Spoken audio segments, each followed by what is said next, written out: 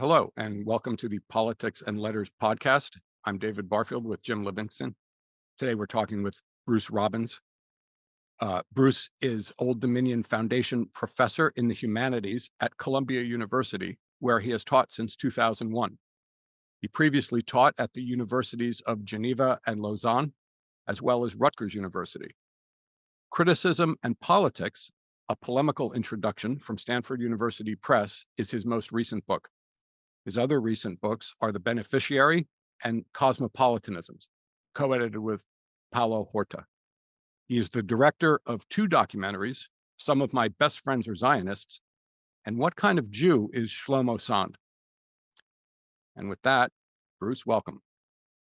Thanks for having me. You're welcome. I can tell you this, one kind of Jew Shlomo Sand is my kind of Jew.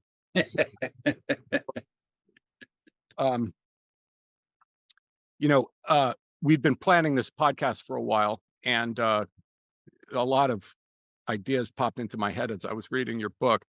Thank you for letting us use your journal's name for this podcast.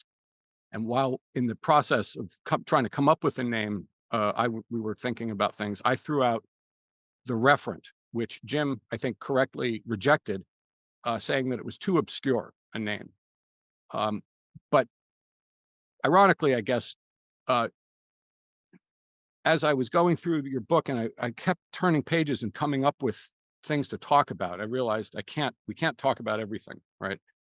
But what I noticed as a consistent theme is that each one of or a lot of the ideas that you raise, problems and conflicts and so forth, require a referent to kind of make sense of them.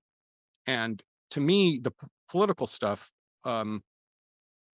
seems like the referent would be democracy, right?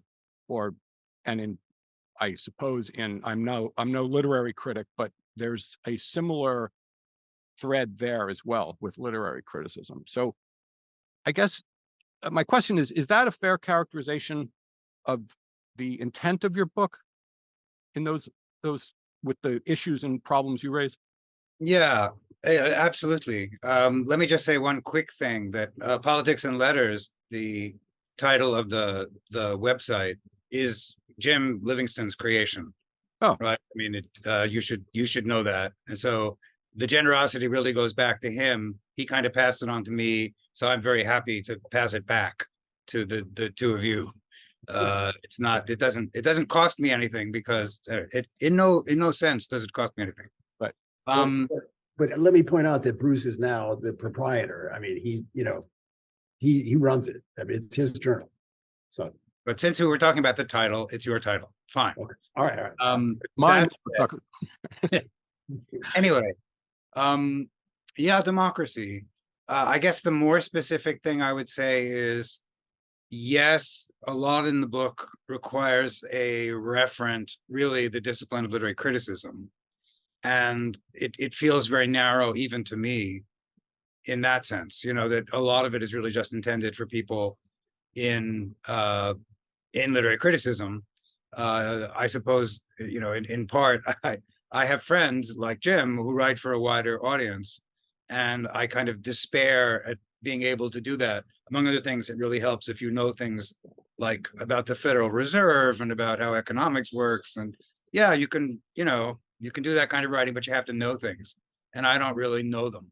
So I said, okay, what do I know? I know things about the discipline of literary criticism. That's what I'm going to talk about in this book. That said, you're right, democracy. And I'll just make it a little bit more specific. I feel like, to the extent that this is not a book for literary critics, about literary critics, it's a book about the legacy of the 1960s movements. Yeah. The legacy of the 1960s movements for democracy, like what conclusions we should draw from those movements, from what's left of them, from the critiques of them, for those of us who really would like to see our democracy become more genuinely democratic. So that's what I think the book is about. You want to follow up, David? Or? Yeah. Well, my second question actually relates to what you just said. So can we talk a little bit about that the origin of the connection that you draw in the book between criticism and politics. It I was thinking, it's not an entirely new phenomenon in history. The Greeks had theater, and that played a role of a critic in a sense. Your sort of look at the modern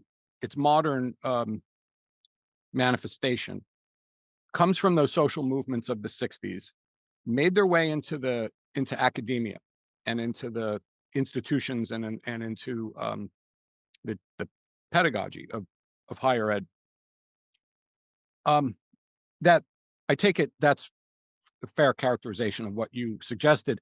Can you describe that trajectory a little more? Like, what was the hook between the how did it get to politics in the retail sense of politics, or as it's commonly understood? Mm. Well, let's see how to answer that. A lot in this book is reactive. So I'm reacting against other people's stories about what happened to the 60s movements. And as you probably know, a number of people have told the story of the move of 60s kind of activists and energies into the academy as a kind of betrayal of the real political promise and aspiration of those movements. The idea was to make a much broader change in the world, and that kind of failed. And so people said, well, let's Richard Rorty said, conquer the English department instead of conquering Washington or Wall Street. So there's just an element of self-defense for me, saying, first of all, many of us really would have liked to have more of an impact in Washington and on Wall Street than we ended up having. That turned out to be really hard, and having an impact on English departments wasn't easy either, and wherever, you're trying to get people to pay actual money to redistribute resources, they're going to fight a lot harder than they are going to fight over what's on a syllabus. So, okay, I guess the feeling was, like I say, self-defense. People like me who became academics and who had political commitments, and we felt that we were bringing political commitments into the academy. I didn't like the idea that we were being told, well, you just, you got a job the same way anybody would have gotten a job, and you gave up everything that you were committed to when you moved into the academy. You just became an academic, and it doesn't really matter what an academic, says or does, because nothing in the academy is really politically very important. So, I tried to sort of wave my hands and, make a fuss over ways in which things that happen in the academy have at least some political importance. And the easiest way to say that is that the kind of identity-based movements of the 60s got a kind of foothold in the academy and got certain things taught and read and discussed in a way that, made a difference. It's, not a revolutionary difference. I'm sorry, this is Holland Tunnel traffic. So that's going to be the dog out here too, so don't worry. I have a 5-year-old, but I think she's going to stay out of here. Not my 5-year-old, a granddaughter. Anyway, so yeah, that was the easiest thing for me to say was that the easiest thing to show is that there was a real difference in what got taught. Books by women, books by people of color. And that was, a win for American democracy in general. It wasn't as big a win as many of us would have liked, but it was definitely a win, and, I'm not a believer in trickle down, but culturally there is a trickle down thing where, in the university, you teach the people who are going to be teaching high school, and the people in high school have a huge impact on everybody who goes to high school. So they're going to carry on some of their sense that, like, when you talk about problems in the world and life and so on, you're probably going to want to talk about matters of gender and sexuality and race and the kinds of things that, the 60s movements really put on the agenda. And that's really good. And long term, it's got to have an effect on society in general, an effect on how people vote, on how they see the issues, on what they're ready to vote for, stuff like that. I'm sorry, this is really crude, and I'm sure you wanted me to try to talk on a more sophisticated level, but at the very crude level, that's really, yeah, it felt to me like that needed saying. Can I break in there and say, can I make it even cruder here? By suggesting something like this. David used the phrase, the retail level of politics. And me being the historian, I immediately want to say, okay, but what is politics? I mean, one of the things that's happened in my discipline, as in yours, is that the meaning of that idea, once very stable, well, it was, people who voted in government policy and the state and diplomats and things like that, it changed drastically. And one of the ways it changed drastically is the radicalization, and I don't mind that term at all, of the academy. So I guess what I'm saying, can we push it a little further and say that, look, the university became one of the central institutions of American society because we had reached this post-industrial phase, so that people like Daniel Bell, Harold Cruz, C. Wright Mills recognized the centrality of cultural politics, right? And that's in our time anyway, that is the retail level of politics, which you can tell because the right wants to make such a fetish of it, but also because we seem to have made that much difference in the academy, just teaching our students. So is that a fair way of making a little bit more concrete what we mean by the 60s movements? Yeah. I mean, Jim, and you and I have been talking about this for decades now. Right. And, to some extent, we use a different vocabulary for the same thing. I mean, when you say post-industrial and cultural, well, cultural politics is, I mean, from a certain kind of, if you start from kind of Marxist premises, cultural politics is sort of a euphemism for political movements which are not really Marxist, like in the name of race and gender and sexuality and so on. But we don't care. Cultural politics. Oh, no. I mean, you and I don't care, in other words. Yeah, no, I mean, it just, the way I make the argument is this is where the political energy of the 60s, for better or worse, mainly went. Okay. Right? I mean, I'm leaving some stuff out, which is like anti-military, the war in Vietnam, which was pretty important for me. Yeah. And, for a lot of people, the environmental movement, I think I said, these were not identity-based politics at all. And I think they also have had a legacy in the academy, which is not identity-based. Just, I don't tend to make the sort of post-industrial version of the argument, right? That actually the dynamics of society, which I think, I mean, you can say this yourself because here you are to say it, that the most important dynamics of society these days are no longer kind of economic in the crude sense of economic, that there's a lot of it's right. So that where you and I would definitely agree is that the really frenzied attacks on sort of left-wing cultural politics in the mass media are not just a distraction. Yes. It's not just, if we can get them thinking about that, they won't think about the real stuff.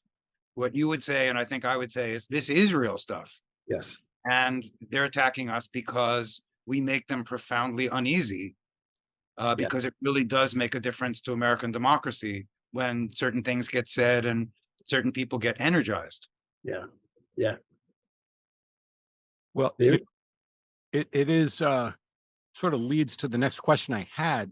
I clipped a paragraph. You want me to show this, and perhaps I would read it, or you could read it, or maybe I'll just. Or if you did, my voice is going to go out any minute now. I'm going to show you this here. You got a page number, David? There we go. I don't. I have the ebook version anyway, so Oh, okay. I can help you probably. Christopher Caldwell. All right. Sorry. Just Yeah. Well, anyway, I'll read it. Just the decade has been blamed for a variety of sins, small and large, from a loss of certainty about the value of humanities to narcissism, relativism, postmodernism, neoliberalism, consumerism, wokeness, victim studies, now an actual degree program, cancel culture, and critical race theory.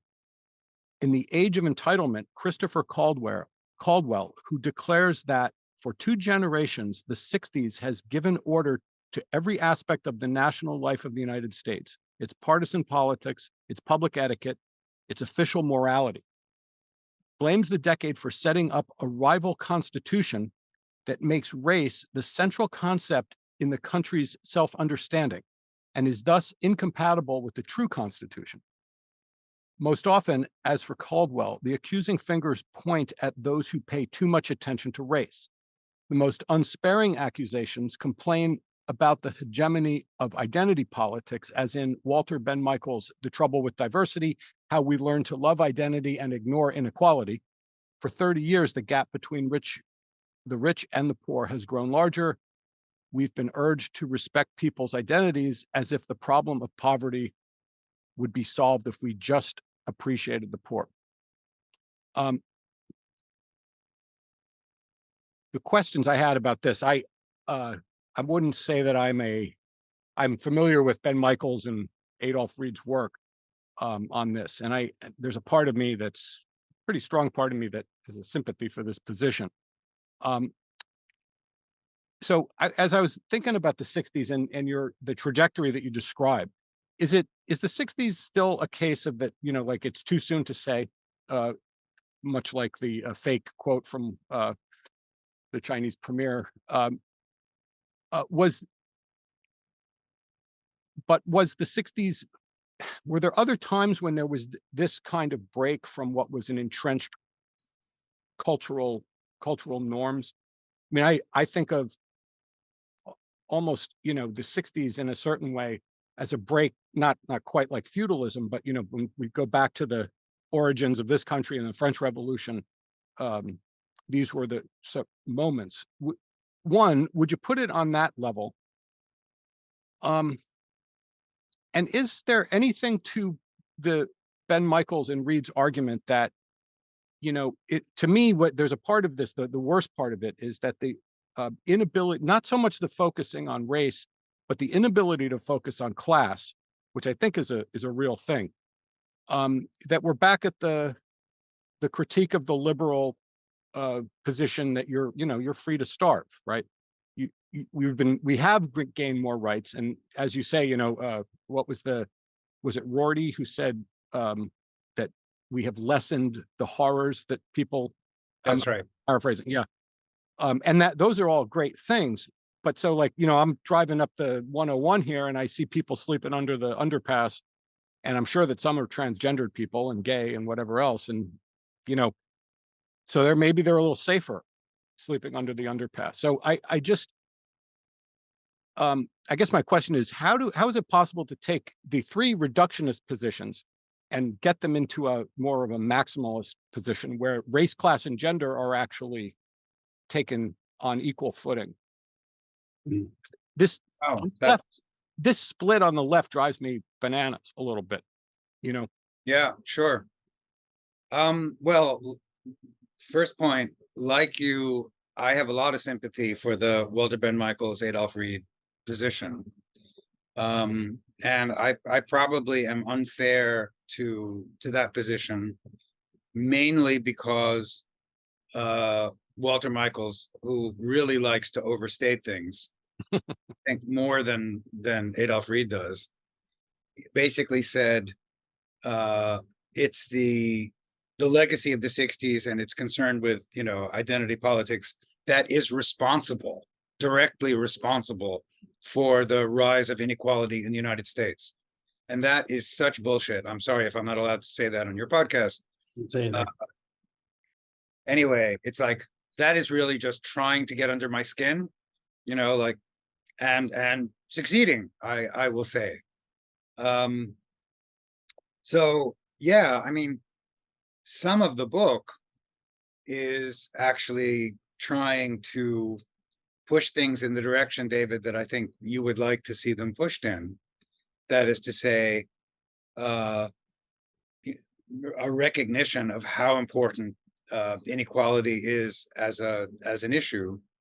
I actually think, historically, and you guys are more historians than I am, you can jump in on this. It seemed to me that there was a lot of attention to inequality back then. It's just, it was much less successful politically. It was easier to kind of make the case, look at me, I'm a woman, look at me, I'm Black, that injustices are being done to me on the basis of something very, very visible. And, those movements were in this period more successful than, a movement to do something about inequality. There's more to be said about this. I mean, Yeah. And some of my memories on this subject are embarrassing ones. There was the famous construction workers moment in 1970 where construction workers attacked demonstrators against the war in Vietnam physically and beat the shit out of them. And on Wall Street. New York City, yeah. Yeah, in New York City. Yeah. I wasn't in New York City at that point, but for some reason that was news that really came home to me. It's like, at that moment, it felt like, okay, we are not on the same side, or organized labor and the activists, who are trying to stop the war in Vietnam are not on the same page at all. And I know which of those things I'm with. I think that's actually a misrepresentation of the state of play in 1970, that it was a particularly corrupt union with a lot of influence from the Republican Party. And, if you had polled a lot of other people in a lot of other unions, you would have gotten a very different view. But it was a view that a lot of people were, felt was imposed on them at the time. And it wasn't good for the country. It wasn't good for the movement. What else do I want to say? Can I interrupt you here? Sure. I'll just point out that I was working construction in 1970. But the triumvirate, race, class, and gender. I mean, it seems to me that one of the really exciting and interesting things you do in the book is to place literary critics in the company of organic intellectuals, and that, in Gramscian terms, would associate you with, of course, class politics. But okay, I mean, in that sense, you get a free pass. You get out of jail free because you actually address that issue, and I think in a very concrete way. But the other thing is, I mean, isn't Michael's kind of daft in this sense that I mean, what more basic inequality is there than between the white majority and the Black minority? And that's what was addressed, if not rectified, by these movements you're talking about. And isn't it possible, at least in the American context, to say that inequalities determined by race are more structural, just leave it at that, more structural than identities organized around class? I mean, it seems to me nothing more fundamental or basic about class identities than race or gender identities. But yeah, no, I agree with you. And I mean, the other thing to say, I guess, is that you're talking about a lot of the same people, just it's a question which category you put them in. Yeah. But the mechanisms of enforcement of inequality by race are easier to operate than the mechanisms of enforcement around inequality by class. I mean, I don't know, America is not, maybe you guys are going to disagree, a class society in quite the same way that like England is, where it's like what your accent is absolutely going to keep you out of, X group or Y group or Z group in America. I mean, maybe this is my ridiculous patriotism, which is completely out of whack with reality. But it seems to me that there are, structural things which are not so visible or audible, that it's not, the sort of ascription of class identity to a way of dressing, to a way of talking, to a way of being in the way that it is in a lot of places. Yeah. But yeah, I mean, things like redlining, you can't get a mortgage on a house if you're living in a primarily Black neighborhood. And therefore, the amount of wealth that a family accumulates, since most of the difference in wealth is, like real estate, like whether you buy a place or not, you can buy a place or not. If you can get a mortgage, you can accumulate wealth. And if you can't get a mortgage, you can't. Well, and that really worked by race. There's no question. I mean, I'd be curious to know what you guys think about it. It just seems that politics organized by class has taken a serious hit for various reasons. Certainly starting around 1972. I mean, there was quite a counteroffensive against the unions, which has decreased union membership. I mean, you guys probably know more about this than I do. And, it's not because cultural politics were more successful in those years. I mean, labor was, getting the shit kicked out of it, for large structural reasons. Yes. And, it was kind of bad for everybody that was the case. So I guess what I'm resisting is to go basically repeat, is the idea that, those bad things happened because the supposedly good things happened in the politics of race. I think that those things, that logic is completely wrong. And, probably almost everybody who kept thinking about 60s issues afterwards was very sad and upset at the way, the organized working class took such a hit in the 70s and onward. Yeah. David? Yeah. I know you got a lot of questions. No, I do. I was just sort of processing the last thing. Yeah. Well, let me just shift a little bit then to more philosophical thing. I'm going to share another paragraph of yours, and this will be I think one of my last theoretical things. You write, identity politics understood as a rejection of false human universals in favor of the truth of social particulars is one genuine impulse of the 60s, as in Black Power and difference feminism. But as a putative representation of the whole, it is drastically misleading. In those contexts, universalism was, and arguably still is, worth fighting for. It is a political as well as an historical error to allow universalism to be claimed by the other side. Conservatives, I take it, you mean here. Yeah. Here is one reason then for being careful about the hypothesis of a simple clash between criticism as it came out of the 60s and criticism as it is represented in Bates' anthology. I guess we'd have to get into Bates more to get that, but I can ask you directly. But my question about this,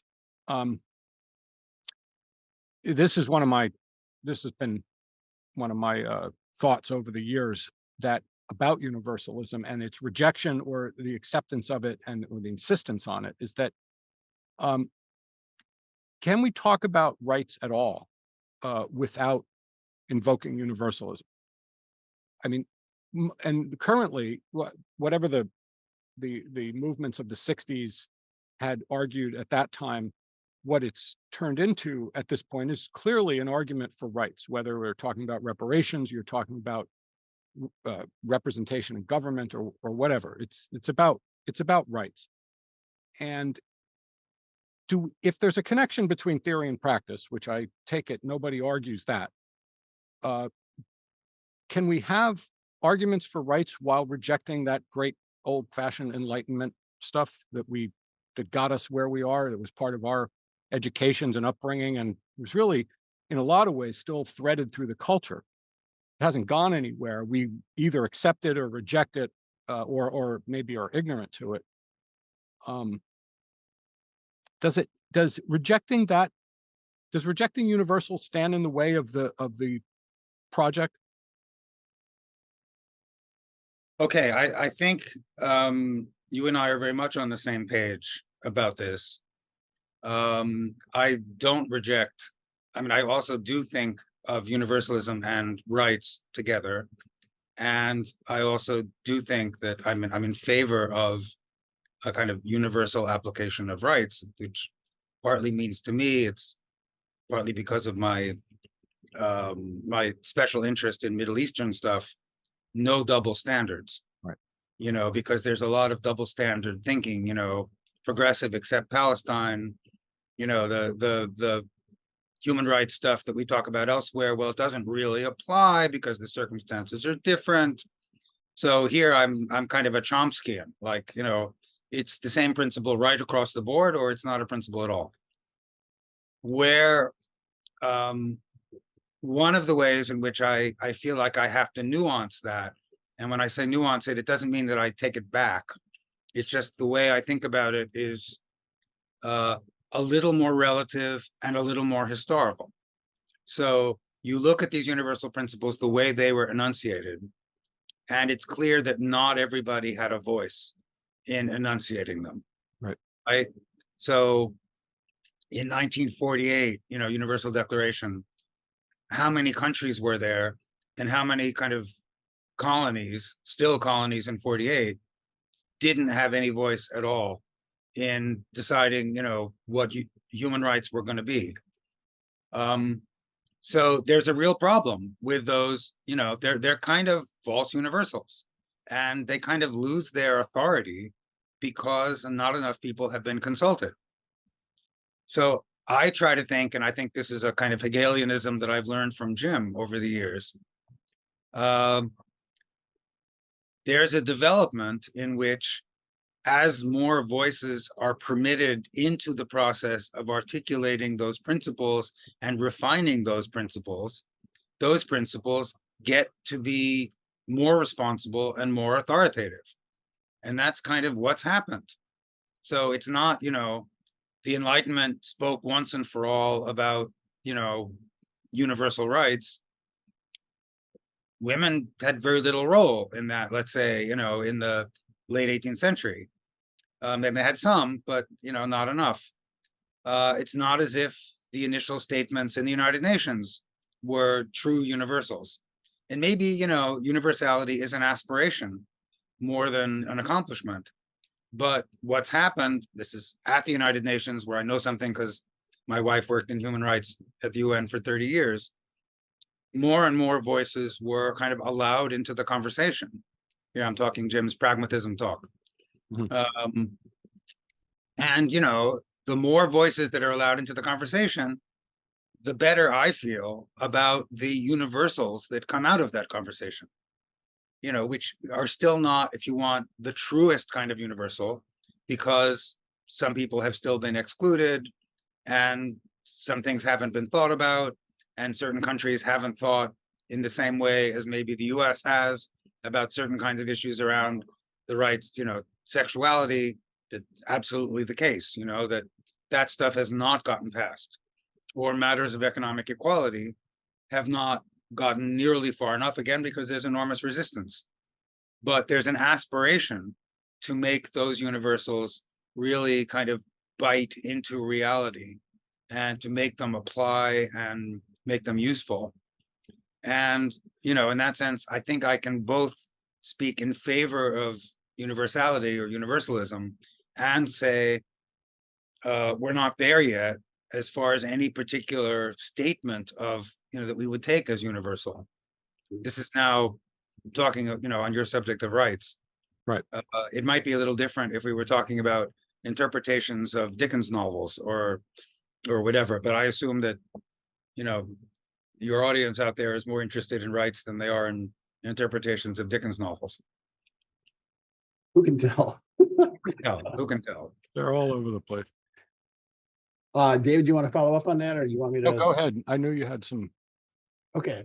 I do want you to go back at some point and talk more, I don't know, concretely and more specifically about the way you use that idea of organic intellectuals. I think Sure. that's to me, that's one of the coolest ideas in this book. But for now, can I to try to keep this continuous? I mean, as I read chapter 1 and then I get to chapter 3, you're trying to say that the movements of the 60s and the criticism that came out of the 60s is both a touchstone and a trap, and that if we remain fixed in our beliefs about what came out of the 60s, then we're not really going to get anywhere, whether it's with criticism or with politics. Okay, so in chapter 3 you stage this utterly fascinating debate. You're not trying, you're saying, okay, what is the object of criticism? What is the object of study? What is literature? And do other disciplines have the same kind of problem? Does history, does sociology?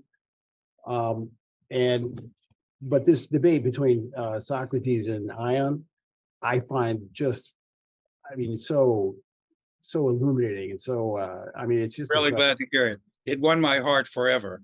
Oh yeah, no, now I think I read it in a different way than you do, but let me see if my slightly different reading is congruent, or at least complementary to yours.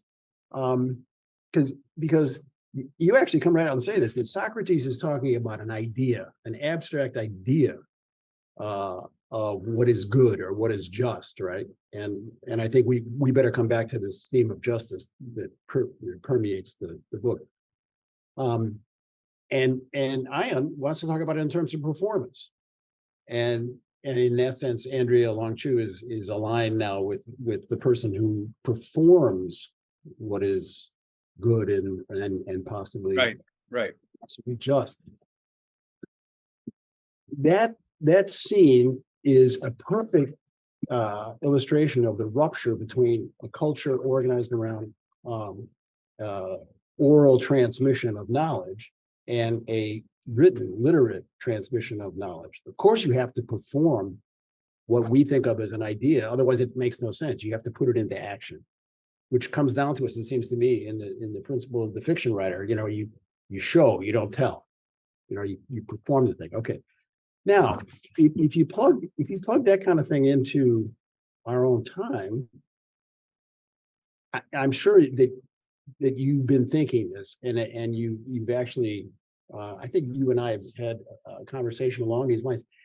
The internet seems to me a place where the difference between Socrates' notion of, oh, here's the proposition, here's the idea, let's discuss, let's debate, and Ion's idea, okay, no, you can't begin to understand this or even begin to argue about it until you see it perform.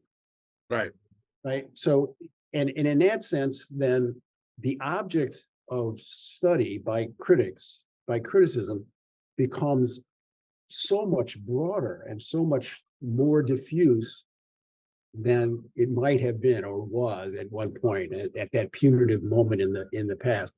So either way you want to go, you want to talk about organic intellectuals or this scene and its possibilities. Let me talk about the organic intellectuals thing first, just so I don't skip it again the way I did the last time you brought it up. Yeah. It would be, I think, ridiculously self-aggrandizing if I were to say, anybody who gets a job in a literature department is, for that reason, an organic intellectual. I don't think that. I think, a lot of the people who do this work, that's not anywhere near their agenda. And, it's not as if there's a kind of radicalism that is just defined by a place in the institution. I mean, it really depends on what kind of work you do and in what spirit you do it. But so I, What is that? Yeah, internal indigestion that you were talking about. yes. Anyway, this can be a really loud spot here. The traffic coming out of the Holland Tunnel crosses the traffic going into the Holland Tunnel. There are a lot of very frustrated people who, when they break out of traffic, they really just gun the thing and they express themselves. Anyway, not really important. I could, if I were more clever, I would come up with a way of connecting that to what I'm trying to say, but I can't how to do it. So what I was trying to say is that, and this comes out of an argument with this fellow John Guillory, who's written, a book on some of the same subjects, which came out a little later, but who had been talking about this stuff for a long time, and with whom I've been engaged in my head since the book he wrote 30 years ago. And he says in the book that he wrote 30 years ago that the journalist critics of the 18th century were basically organic to the rising middle class, that they were trying to teach people who in some ways were very, very different from each other and were not used to exercising power at all and didn't see themselves as really part of a common class. Hey, guys, there are ways in which you can put together the values that you actually share with each other and the aspirations that you share with each other so as to make a claim, at the expense of the aristocrats who've been ruling things for a long time, that, you deserve at least a share of power and maybe all of it, right? That, it makes sense that, you should actually be a ruling class. So he says this, and he uses Gramsci's concept of the organic intellectual, suggesting that they were, organic to the middle class, which of course is not the form of organic that Gramsci is most interested in. He's interested in intellectuals who'd be organic to the rising working class. Anyway, and I take this idea that once upon a time, critics really performed a very important social and political role in 18th century society, really kind of helping people who had not got it figured out about how they might throw more weight around and, assert themselves, showing them how they could do it. So my analogy is that the political movements, many of them in the name of difference, in the name of identity, have kind of intellectual representatives who are trying to do much the same thing. And they're not actually just representatives of this identity or that identity. So like if you're a feminist, you just care about women. And, if you're a gay activist, you only care about gay people. And, if you're Black, you only care about Black people. On the contrary, this would be analogous in the sense that it's taking people who are in some ways very, very different. Somebody who was, I don't know, trading spices in the Far East in the 18th century, and somebody who had a tobacco store, or a printing shop or whatever. These are people who probably never even talked to each other in the 18th century, but they're all kind of reading the same things and reading the same authors and little by little getting together and trying to sort of throw their weight around. So, my analogy is, don't we think that there are intellectuals now who are doing something very similar for an extended democracy, which we can't say has entirely come into existence yet? And, a lot of the identity politics people really are talking about only my identity and they don't care about anybody else's. But a lot of other people are saying, wait, no, I mean, if I want people to listen to me, I got to learn to listen to the other ones. And we've all got to work out a language and, that will work for all of us, that will work for gender, that will work for sexuality, that will work for race, and so on and so forth. So that there's a sense of, there is a kind of organic intellectual work that is being done, some of it being done by academics who work in these areas, since the university has made itself a home when a lot of other places really are not so comfortable with that stuff, for people who care about these things, for these concerns. So that's the idea. I mean, Guillory himself says this idea doesn't work. Right now it's just a simulacrum. It's nostalgic. Nobody, there's no real organic work happening. And I said, why jump to that conclusion? Maybe we should just have a look at least. And if we were to look at, let's say, some of what's happening in the area of, call it even identity politics, which is not my favorite term,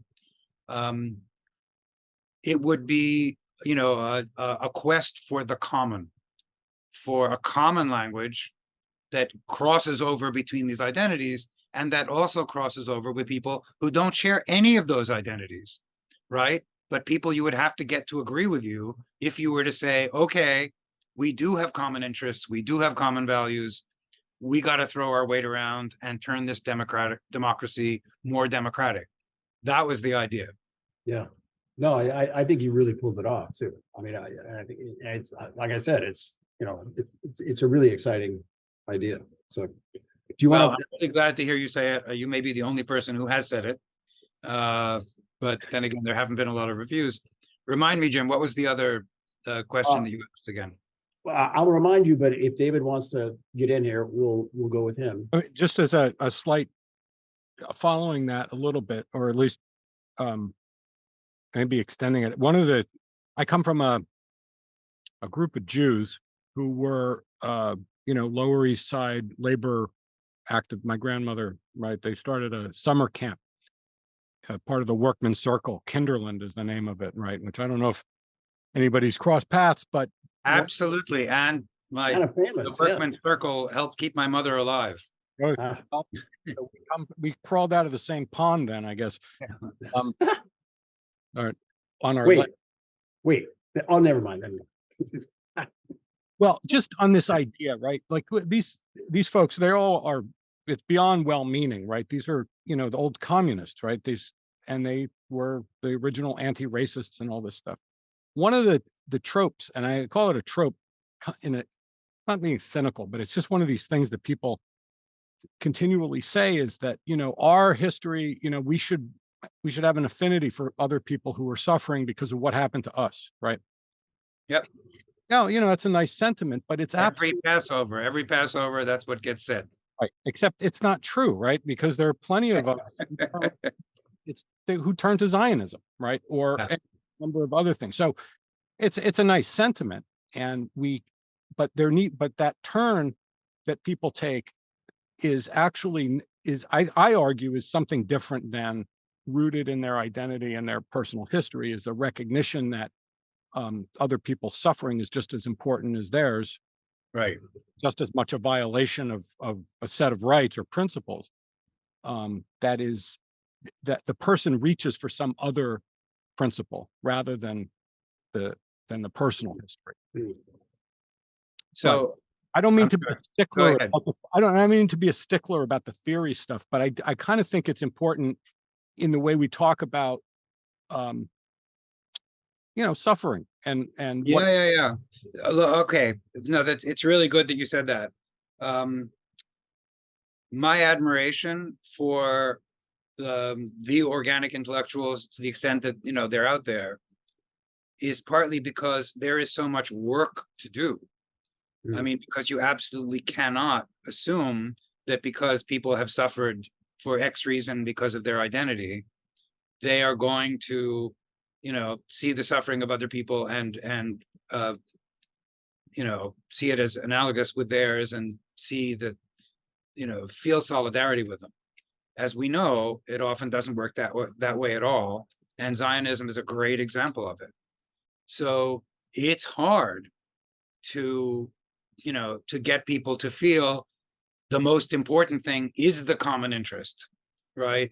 Solidarity is something that has to be created, just to say the obvious thing, right? You can't take it for granted at all. You and I have both run into it. And, it's not a done deal. The game is, very far from won. But just recognizing that is an important kind of work that needs doing and that some people are doing, that quite a few people are doing, I think. We could talk just about the way things about Israel have gone, but it seems to me that there's a lot of encouragement I find, even with feminists I know and the kind of attention they pay to race, and people who are kind of activists in the name of race, who are trying to pay attention to matters of sexual identity. These days, it's really kind of not respectable. It's a problem if you just cling to the one thing and you don't open yourself to the conversation with people, depending on other forms of injustice, other forms of suffering. So from that point of view, again, Jim and I kind of share an optimism. You can be the realist, David, if you want, and say yes, but it isn't happening. I see, I don't know, something happening. Maybe not enough, but definitely something happening. I believe the argument has been made. It's out there. It's not an issue of whether or not it can be understood.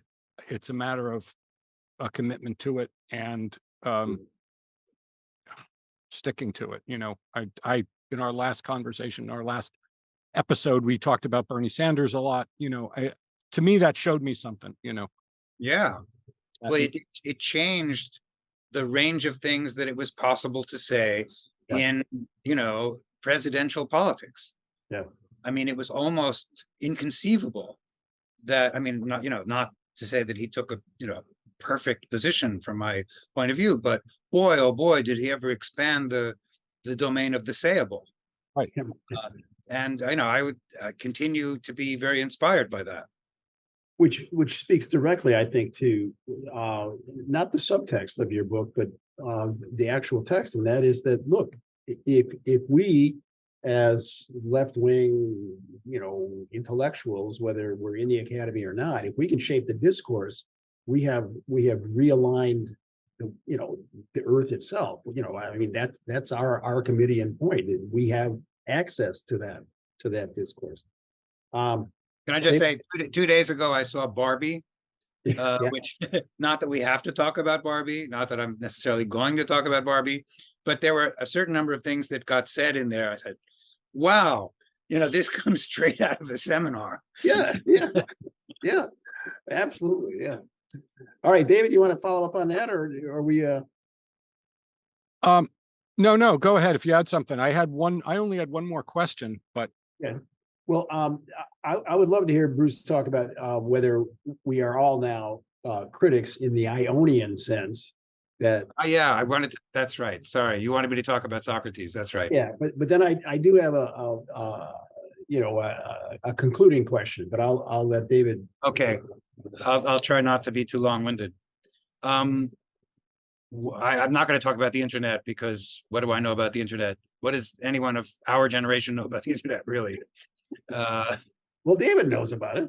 Well, but I'm not sure David is of our generation. He's not. No, he's not. He looks too young. Anyway, much too young. David, you're disqualified. I really was trying to use the Socrates Ion dialogue in a couple of different ways, but one of them is exactly what you're saying. I'm a little old school as a critic, and I kept wanting, critical essays to have an argument about a text, which enlightened me about a text. And when people put on what is sometimes called a performance, where it's like, look at me interpreting, instead of, what am I telling you about a Dickens novel or Hamlet or whatever, steam would come out of my ears. So I was kind of talking to myself about a way in which, if you think about criticism as a performance, and its value is not necessarily tied to how it enlightens you about a text that you agree is really great, like Shakespeare or Dickens, it actually makes sense in terms of democratic theory. So when Andrea Long-Chu really isn't all that interested in Valerie Solanas, it's not trying to tell you Valerie Solanas' Scum Manifesto is a great text, but she wants to talk about her transition, and connect, puts on a performance, some of which is very funny, which is instructing you a little bit in how to feel about transition. I think she is doing the work of democracy, and there's a value to that piece of critical writing and thinking, which is not tied to the value of the text that it's illuminating. So yeah. The other thing I wanted to say, I forget how it fit, but is that the high theory response to Socrates is this question answer thing that you do, Socrates, that's as much of a performance as anything that Ion does. Right. All right. David, or do you want me to ask my final question? I have one more, so you want to? We'll flip a coin. I'll go first. Okay. This is a question. This is actually really a question that I didn't quite understand. I think I understand. I just want to make sure I don't or do. All right. But judgment does not so easily cede its place. In an effort to avoid it, Butler distinguishes between criticism, which does find fault, and critique, which for her, as for Kant and Adorno, pursue a higher order aim and thus need not lower itself to fault finding. The proper object of critique is the rules and conditions by which fault finding is governed.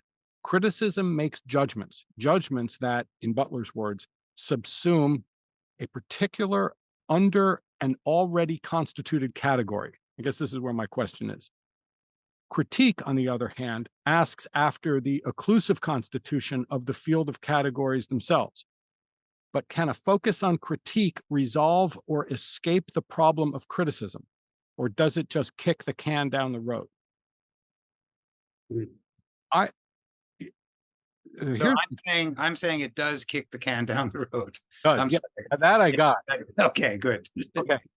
But the distinction between criticism, critique, and fault finding, I take it is, were you suggesting fault finding is a more important political idea, or is it something that's that you're pointing to literally? No, I'm not saying it's more important. I'm just saying,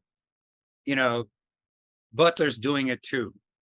Right. I mean, she says, I don't want to be a judge. I hate judging. I don't believe in norms. I'm, very high Foucault, no norms anywhere, therefore no judging. And I say, nonsense.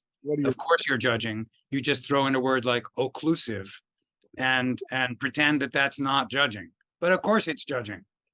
So I'm sorry, I probably should have said it in real English instead of. Oh, no, well, now you have. That's good. And Adorno, Kant, and Butler, the similarity there. I think they all actually do say that critique is this higher order thing which addresses itself to the categories of judgment rather than actually making judgments.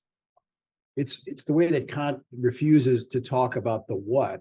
He only wants to talk about the how, right? This is how we get to such and such a place. But that place, I can't tell you anything about that place. So, yeah. So I assume after this podcast, there's going to be a run on Kant, and everybody's going to be just buying the three critiques. And I spent too much time over the last 6 weeks dealing with just the first big one. So I have to say, I had a roommate in college who would put himself to sleep every night by reading the first critique.